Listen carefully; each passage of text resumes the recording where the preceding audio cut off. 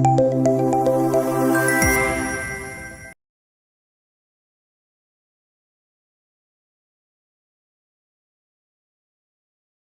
warahmatullahi wabarakatuh. Waalaikumsalam warahmatullahi wabarakatuh. Kita ketemu lagi ya di kuliah ilmu meracik obat di semester 3. Nah, Ibu mau mengingatkan lagi untuk absennya nanti bisa disiakat ya, jadi silahkan dibuka siswanya dan kemudian untuk RPS-nya nanti bisa diakses di sebelah sini.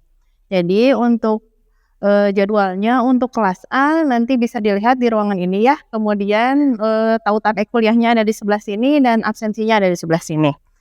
Kemudian untuk RPS-nya bisa dilihat di bagian RPS dan BAP. Untuk mata kuliah ilmu meracik obat ini bobotnya 2 SKS. 2 SKS itu apa sih? 50 kali 2 atau 100 menit tatap muka di kelas, kemudian 60 menitnya kalian tugas terstruktur atau ada kuis, kemudian 60 menitnya belajar mandiri. Nah, untuk di semester 3 ini memang ini adalah basic dari teknologi farmasi ya, untuk mata kuliah ilmu meracik obat.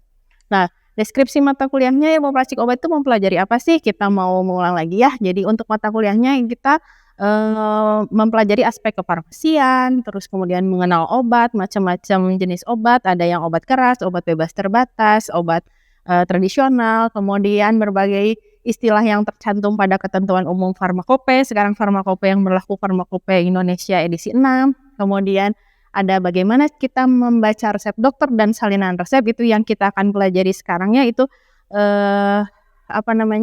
sangat berguna sekali ya untuk kalian nanti pada saat praktek. Dan nanti juga ada pembelajaran terkait dengan singkatan bahasa Latin. Kemudian ada inkompatibilitas, nanti bagaimana meracik sediaan untuk sediaan padat misalnya serbuk, terus kemudian ada sediaan cair dan sediaan semi solid, serta bagaimana caranya mengelola resep narkotik dan psikotropik. Untuk capaian pembelajaran mata kuliah ini nanti diharapkan kalian setelah mendapatkan mata kuliah ini ya mampu menjelaskan konsep kefarmasian, mendeskripsikan atau menerjemahkan resep obat, baik resep obat dari dokter, kemudian ada salinan resep, dan menghitung juga dosis yang tepat terutama untuk anak-anak dan geriatri.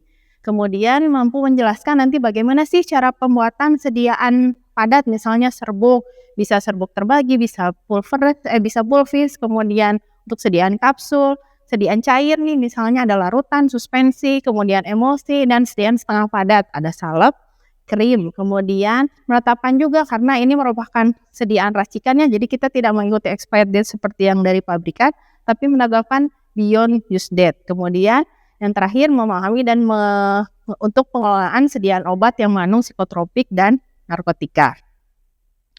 Untuk materi pembelajarannya nanti seperti sudah dijelaskan di pertemuan pertama ya, jadi nanti akan dibagi dalam 14 kali pertemuan dan 1 kali UTS dan 1 kali UAS, jadi totalnya ada 16 ya. Sekarang kita sampai di pertemuan keempat yaitu resep dan salinan resep.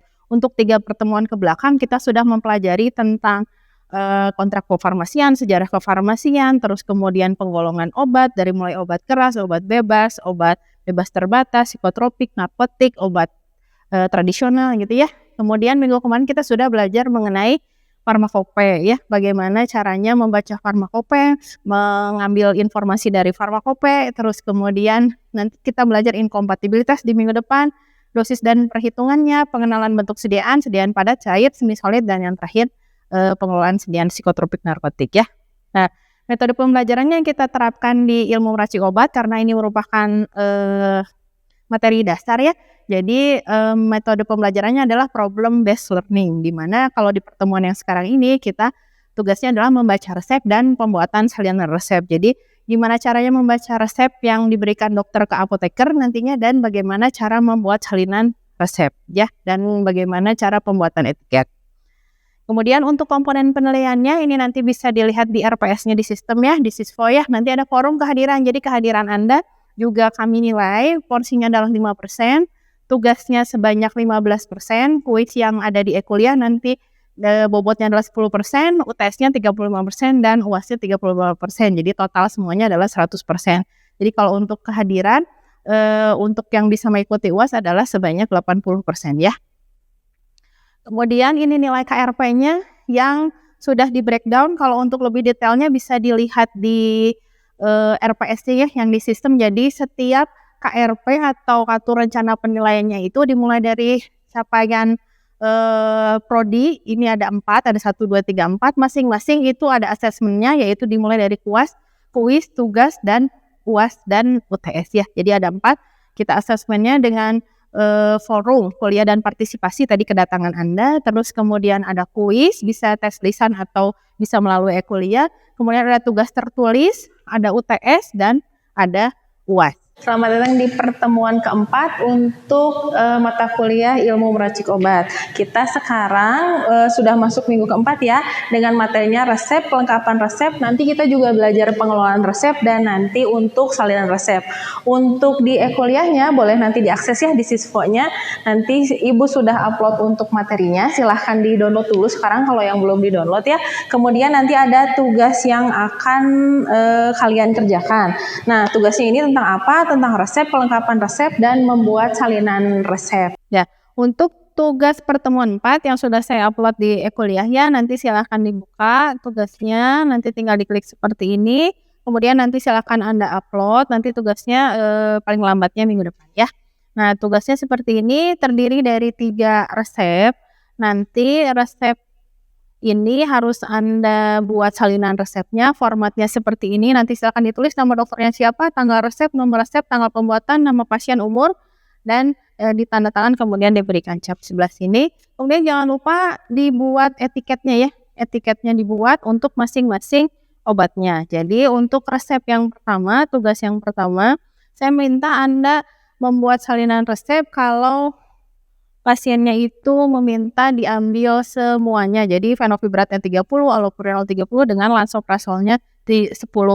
Jadi seperti apa buat kopi resepnya. Kemudian jangan lupa nanti untuk fenofibrat, allopurinol, dan lansoprazol masing-masing dibuat etiketnya ya. Jadi tidak hanya satu saja tapi 3-3-nya. Kemudian yang ini juga dari hasil salinan resep ya. Jadi harus tahu nanti bagaimana menyalin resep dari resep asli maupun salinan resep. Kemudian nanti yang ketiga juga sama, ini terdiri dari resep. Sampai sini ada yang mau ditanyakan? Sudah cukup jelas ya. Jadi selamat mengerjakan. Kalau ada yang perlu ditanyakan, mangga boleh menghubungi saya. Oke ya. Jangan lupa absen dulu. Tadi udah nge-tap si tape di depan? Ya. Enggak ya. Jadi absennya kita absen ulang ya. Jadi ada Cici hadir. Sabrina hadir. Faisal hadir. Ratna Ainun hadir, Rofadah hadir, sama Devina ya. Oke. Kita langsung masuk ke materi ya. Boleh dibuka PowerPoint-nya kalau yang sudah download. Jadi kita belajar resep dan salinan resep ya.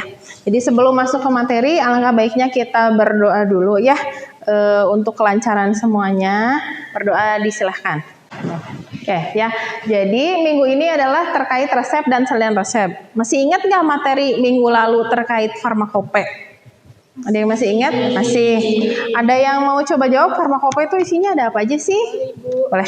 Ya, Rofadah boleh. Ya Ibu, jadi menjawab. Jadi di farmakope itu isinya ada terkait monografi berbagai macam zat aktif. Zat aktif, habis zat aktif ada apa lagi udah? Ada juga sediaan. Sediaan. Untuk sediaannya, kemudian ada metode analisisnya. Ada juga kalau di farmakope yang ketiga itu ada dosis Ibu. Ada dosis ya. Kalau sekarang edisi berapa? Yang 6 yang 6 terbaru. Ya. Oke ya, jadi udah bagus ya, udah ingat. Jadi selain itu ada juga metode analisis, gimana cara nentuin kadar, kemudian ada ketentuan umum ya, jangan lupa ya yang di bagian depan-depannya, dan juga ada nilai E ya kalau nanti kalian kuliah teknologi dan steril, kan ada yang di belakang ya nilai E. Oke, jadi kalau untuk resep, salinan resep, apa sih yang kalian ketahui dari resep, salinan resep? Biasanya siapa yang boleh nulis resep? Dokter. Ya, jadi kalau misalnya dilihat dari peraturan Permenkes 2017 tentang apotik, si resep itu adalah permintaan tertulis dari dokter. Dokternya siapa yang kuliah kedokteran boleh nggak nulis resep? Enggak, yang sudah memiliki surat izin praktek. Nah, yang udah punya surat izin praktek, kalau surat izin praktek itu berlakunya berapa lama? 5 tahun. Ya, jadi harus diperpanjang per 5 tahun sekali. Jadi kalau misalnya surat izin prakteknya habis, nulis resep boleh nggak dilayani? Nggak boleh. Ya, jadi sebagai seorang apoteker nanti harus aware juga SIP-nya itu masih berlaku atau tidak, gitu ya. Nah, ini adalah bagian-bagian resep. Yang paling atas itu adalah identitas penulis resep. Ini ada nama dokternya, spesialis THT. THT itu spesialis apa? Telinga, hidung, dan tenggorokan. Ini alamat prakteknya beliaunya dan pasti ada SIP. Ada surat izin praktek dokter. Ya. Sekarang yang mengeluarkan SIP siapa? Ada DPM, PT, SP. Ya. Nah, untuk yang bagian atasnya sebelah sini adalah kota tempat resep itu ditulis dan tanggalnya tanggal berapa. Ya. Kalau misalnya tanggal penulisannya 2 minggu kemarin, pasiennya datangnya minggu ini, boleh nggak dilayani? Boleh nggak dilayani? Kalau misalnya flu-nya 2 minggu yang lalu nih, baru datang sekarang untuk nebus antibiotiknya dan obat yang lainnya, boleh nggak kira-kira?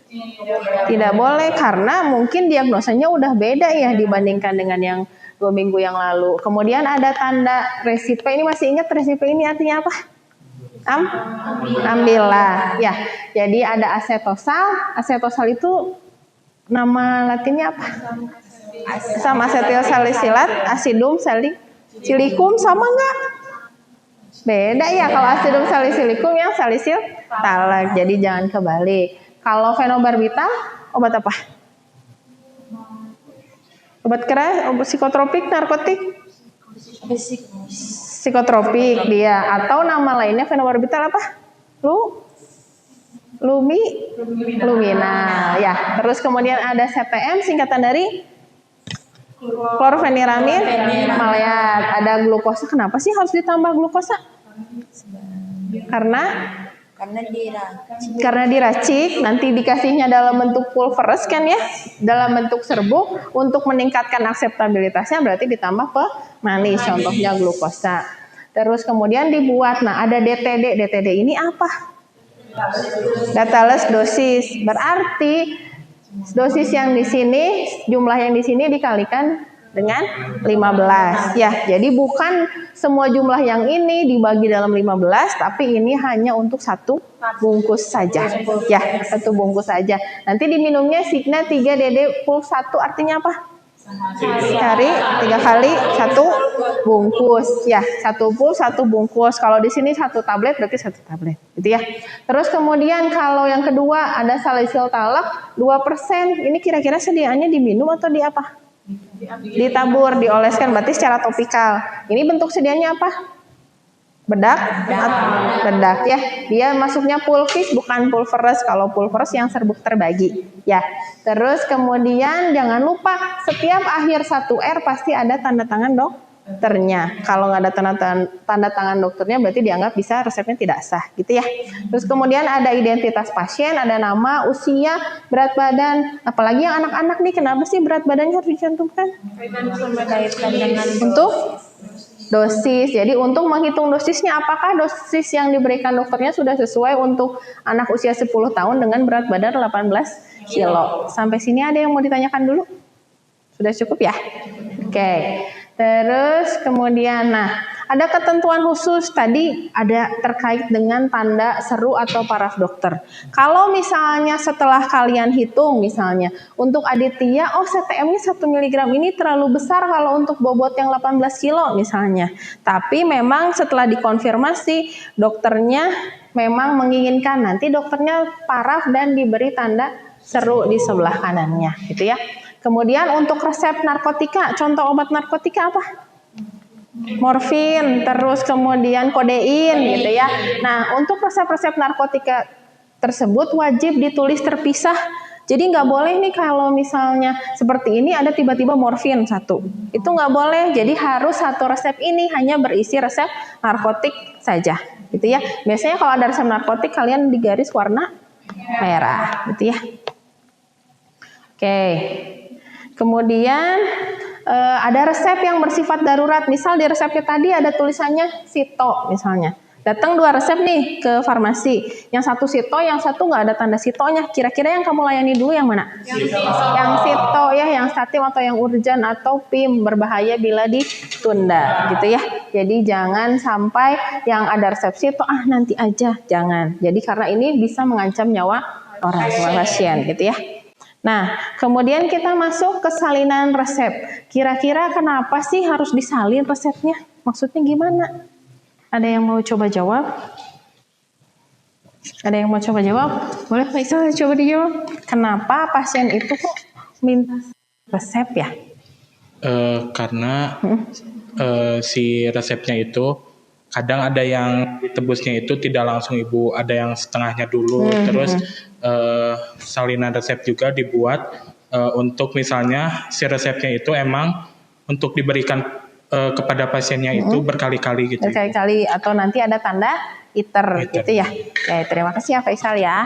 Jadi memang salinan resep itu adalah tujuannya kalau misalnya pasiennya belum bisa nih ngenebus semuanya, misalnya dapat 30 tablet, aduh uangnya belum ada misalnya ya. Jadi ngambil setengahnya dulu atau seperti apa. Kemudian ada juga yang namanya iter. Jadi itu memang sesuai dengan instruksi dokter, biasanya untuk penyakit-penyakit yang kronis, contohnya misalnya diabetes, hipertensi. Jadi biar nggak bolak-balik pasiennya ke dokter, jadi dikasihnya resepnya itu ada tanda pengulangannya, ya.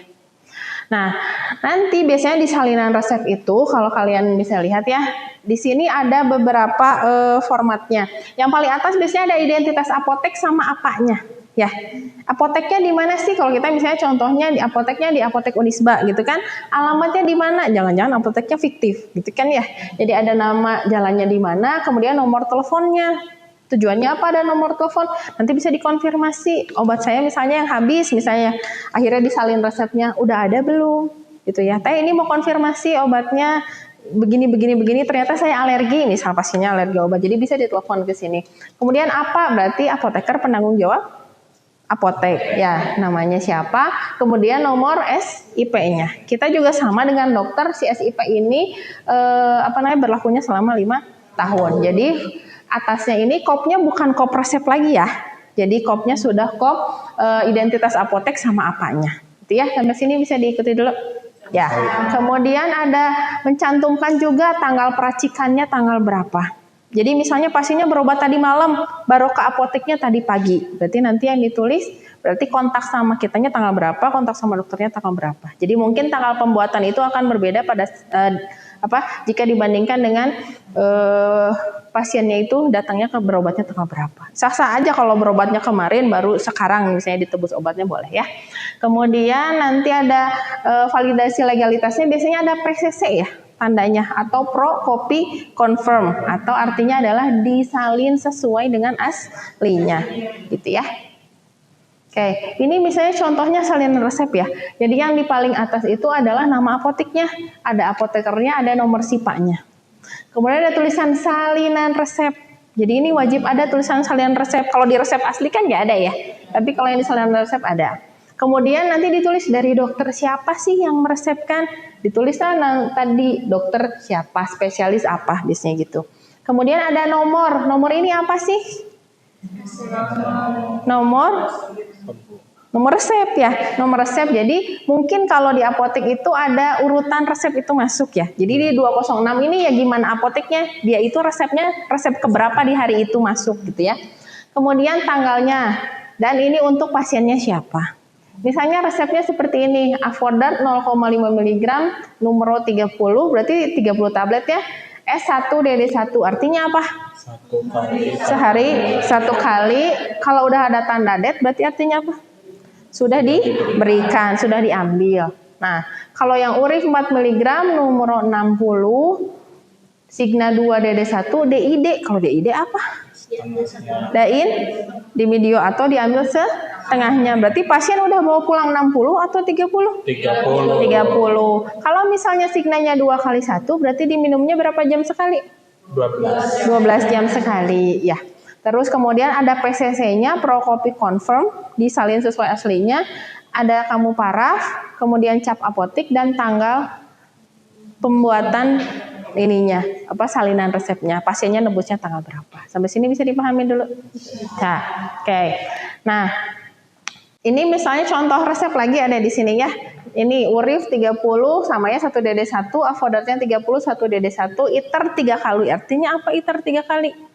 Nih contohnya, iter 3 kali. Maksudnya apa? Bisa diambil sebanyak 3 kali. 3 kali itu gimana maksudnya?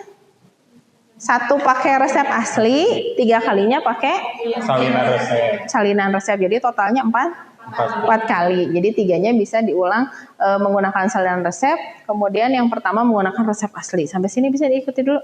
Oke, kita bahas bareng-bareng. Kalau misalnya ini resep aslinya seperti ini ya, contoh aja ya, iter 3 kali. Berarti kalau pada saat bapaknya itu datang ke apotek kalian, oh saya mau ngambil urifnya 30, avodatnya 30. Berarti ditulisnya date berapa di sininya?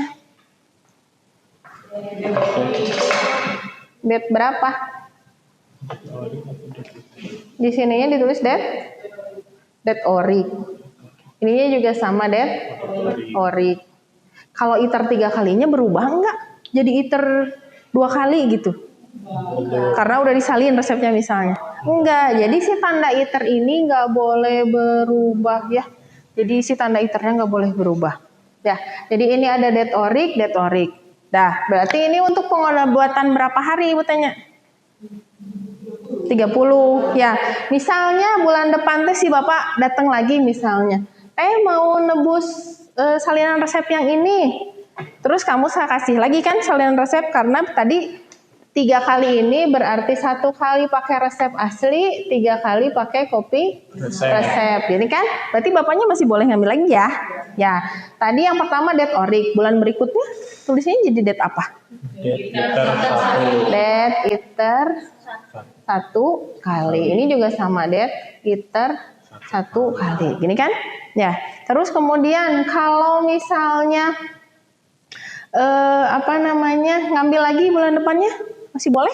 Boleh. Berarti date iter 2 kali. Berarti total pengambilannya pasiennya udah berapa kali? 3. Berarti udah dapat masing-masing 90 tablet. Gitu ya. Berarti bulan terakhir dikasih kopi resep nggak? Enggak, karena udah semuanya diambil. Gitu ya. Oke, sekarang boleh bantu Ibu untuk membuat etiketnya dari salah satu yang ini aja. Ada yang mau maju? Ayo, nomor resepnya mah anggap aja nomor 1, tanggalnya tanggal sekarang. Yuk, boleh Dep.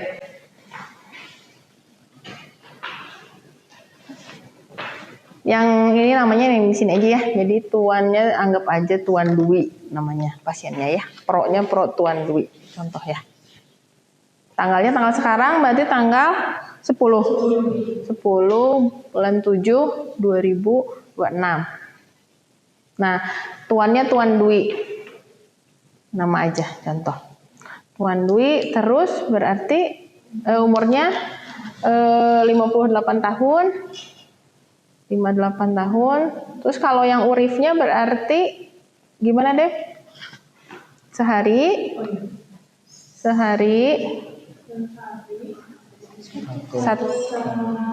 satu kali tablet. PC-nya ditulis di mana? Setelah makan. Setelah makan. Ya. Terus ada yang lupa, berarti di kanan bawah dikasih paraf yang pembuat etiketnya. Itu ya. Terima kasih ya. Oke. Jadi kalau untuk etiket nomornya sesuai dengan salinan resep ya. Jadi nomornya sesuai dengan nomor resep kamu yang masuk ke apotek itu nomor berapa. Kemudian tanggalnya tanggal kamu melayani resepnya. Ini nama pasien, ini umurnya. Dan kalau etiket yang betul itu memang dijabarkan. Jadi bukan yang sehari 3 kali 1 gitu, bukan. Tapi yang sehari 1 kali 1 tablet setelah makan gitu ya. Sampai sini bisa dipahami dulu ya. Oke. Terus ini pengambilan detur tadi sudah ya. Nah, kalau ini gimana Contoh, buatlah salinan resep untuk resep berikut kalau pasien mengambil obat untuk kedua kalinya. Berarti karena ini ITER 2 kali, artinya dia udah ngambil berapa kali? Berarti boleh ngambil berapa? 3. Tapi kalau udah DET-ORIC, berarti dia udah ngambil pakai resep aslinya. Nah, dia datang lagi nih ke apoteknya misalnya. Teh mau ngambil buat suami saya misalnya, ini istri yang datang. Terus ditulisnya date apa? Date ITER 1 kali. Oke. Kalau untuk yang metformin misalnya, saya minta untuk kalian bikin etiketnya. Berarti atas nama pasiennya Zain Rahman, usianya 54, kemudian sehari 3 kali 1 tablet. Jangan lupa ada paraf di sebelah sini. Kalau yang buat Ventolin inhalernya sehari 3 sampai 4 kali 1 bisa, terus di parah. Ya, kira-kira pada saat nanti PIO-nya, pemberian informasi obat, apa yang harus disampaikan ke pasien ini? Cara pemakaiannya. Kalau metformin digunakannya saat makan, ya selagi makan, gitu kan? Terus kalau yang Ventolin, biasanya gimana? Diberagakan atau biasanya kita nanti kasih leafletnya, gitu ya? Oke, kalau baru pertama kali, tapi kalau udah sering sih biasanya udah paham pastinya ya. Sampai sini ada yang ditanyakan dulu? Sudah? Boleh?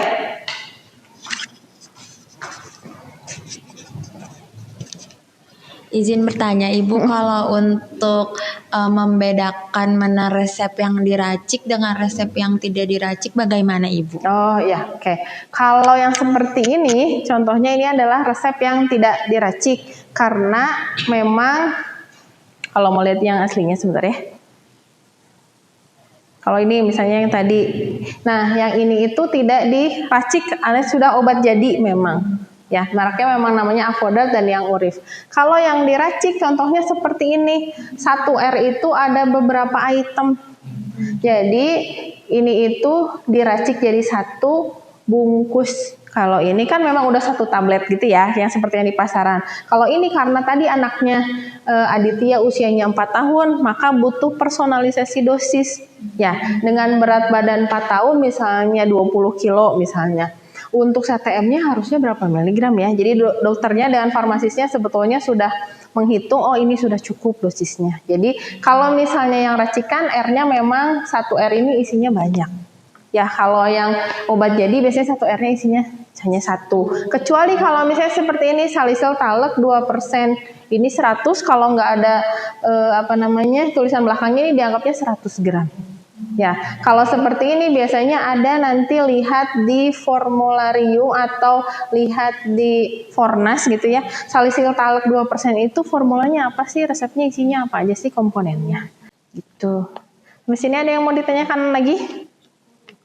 Cukup. Jadi kita review lagi ya. Kalau misalnya resep itu apa sih? Resep itu permintaan dari dokter ke apoteker ya, secara tertulis. Tertulisnya baik tertulis lewat kertas ataupun dengan resep gitu ya. Oke. Terus kemudian salinan resep itu apa? Salinan resep itu resep yang dibuat oleh apoteker. Yang dibuat oleh apoteker. Jadi kalau salinan resep yang nulis bukan dokter ya, tapi yang menuliskan adalah apoteker. Terus kemudian kalau etiket tadi juga ini sama, untuk kopnya ini kop apoteknya. Jadi bukan nanya ke dokternya. Itu ya. Sampai sini sudah jelas semuanya? Jelas. Sudah ya. Oke, alhamdulillah kita sudah selesai ke materi minggu ini. Nanti tolong untuk tugasnya yang ada di e-kuliah tolong dikerjakan ya dengan sebaik-baiknya. Nanti tenggat waktunya 1 minggu dari sekarang. Nanti boleh ditulis di kertas, di print gitu ya si tugasnya, nanti diupload lagi ke e-kuliah gitu ya. Saya akhiri. Subhanakallah wa bihamdika asyhadu an la ilaha illa anta astaghfiruka wa atubu ilaik. Assalamualaikum warahmatullahi wabarakatuh. Waalaikumsalam warahmatullahi wabarakatuh. Terima kasih. Sama-sama.